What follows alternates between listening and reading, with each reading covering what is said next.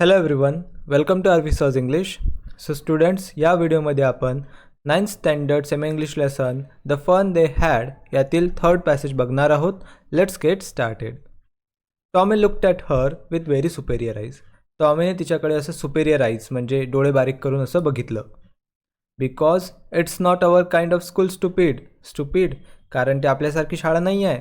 This is the old kind of school that they had hundreds and hundreds of years ago. तो म्हणाला की ही जुन्या पद्धतीची शाळा आहे जी शतकानुशतकं इतक्या आधी होती.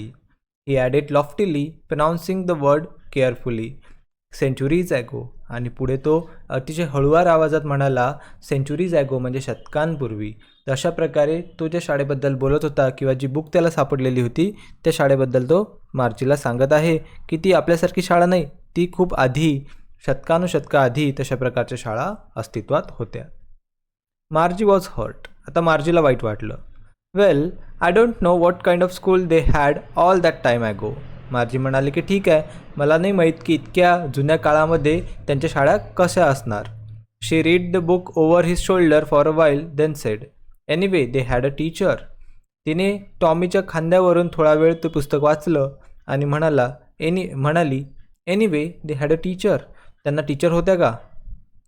Sure they had a teacher but it wasn't a regular teacher, it was a man. Tommy म्हणाला की नक्कीच त्यांनासुद्धा टीचर होत्या, पण नेहमीच्या आपल्याला असतात तशा टीचर नव्हत्या. त्यांचा टीचर एक व्यक्ती किंवा एक माणूस असायचा. A man? How could be a man be a teacher?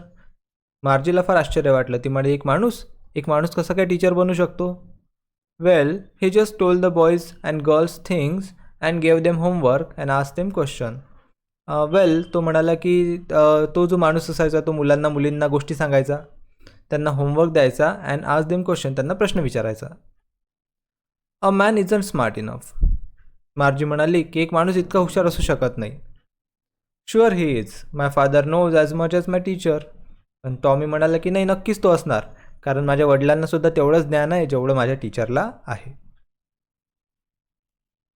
He knows almost as much, I betcha. आणि पुढे तो म्हणाला की आय बेचा म्हणजे मी नक्कीच सांगू शकतो की माझ्या वडिलांना टीचर एवढंच ज्ञान आहे. Margie wasn't prepared to dispute that. आता मार्जी जी होती ती काही त्याचं बोलणं खोडून टाकू शकली नाही. She said I wouldn't want a stranger man in my house to teach me. ती म्हणाली की मला नाही आवडणार की एखादा अनोळखी व्यक्ती माझ्या घरात येऊन मला शिकवणार. Tommy screamed with laughter. त्यावर टॉमी जो आहे तो जोरजोराने हसू लागला. You don't know much Margie. The teachers didn't live in the house. They had a special building and all the kids went there. तो म्हणाला की मार्जी, तुला तर काहीच माहिती नाही. त्या टीचर ज्या असायच्या त्या आपल्या घरामध्ये येऊन शिकवायच्या नाही किंवा आपल्या घरी राहायला यायच्या नाहीत, तर they had a special building. त्यांची एक स्पेशल बिल्डिंग असायची, इमारत असायची. And all the kids went there. आणि सर्व लहान मुलं तिथे जायचे. And all the kids learn the same things. Margie म्हणाले की मग काय सगळे लहान मुलं एकच गोष्ट शिकायचे का? Sure if they were the same age. त्यावर टॉमी म्हणाला की नक्कीच, जर ते एका वयाचे असतील तर एकच गोष्ट शिकायचे. But my mother says a teacher has to be adjusted to fit the mind of each boy and girl it teaches and that each kid has to be taught differently. पण मार्जी म्हणते की पण माझी आई तर अशी म्हणते की जी टीचर असते तिने सर्व मुलांना ज्या मुलाला किंवा मुलीला ते शिकवत असेल त्याच्या माइंडच्या हिशोबाने ॲडजस्ट व्हायला पाहिजे. आणि इच kid has to be taught differently. आणि प्रत्येक मुलाला वेगळ्या पद्धतीने शिकवलं पाहिजे, असं कोण म्हणायची? मार्जीची आई म्हणायची. Just the same they didn't do it that way then. If you don't like it you don't have to read the book. तो म्हणाला की हे बघ, त्या काळात असं जसं मी तुला सांगितलं तसंच होतं. जर तुला आवडत नसेल तर ही बुक काही तू वाचू नको. I didn't say I didn't like it, Margie said quickly. She wanted to read about those funny schools. Margie पटकन म्हणाली, मी कधी म्हटलं मला ते आवडलं नाही. कारण तिला अजून त्या शाळेबद्दल, त्या फनी शाळेबद्दल, त्या मजेदार शाळेबद्दल माहिती जाणून घ्यायची होती. दे वेअरंट इवन हाफ फिनिश्ड वेन मार्जीस मामा कॉल्ड मार्जी स्कूल. आणि त्यांचं वाचून अर्धसुद्धा झालेलं नव्हतं तितक्यात मार्जीची आई जोरात ओरडली, मार्जी, शाळेची वेळ झालेली आहे, शाळेसाठी ये. मार्जी लुक्ड अप. नॉट येट मामा. मार्जीने वर बघितलं, म्हणाली मम्मा इतक्यात नाही, मला अजून काम आहे किंवा मला पुस्तक वाचायचं आहे. Now said Mrs Jones and it's probably time for Tommy to.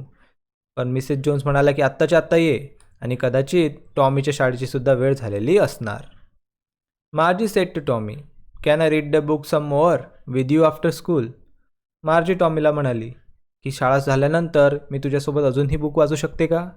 May be, he said nonchalantly. त्यावर टॉमी बेपर्वाईने म्हणाला की कदाचित वाचू शकशील.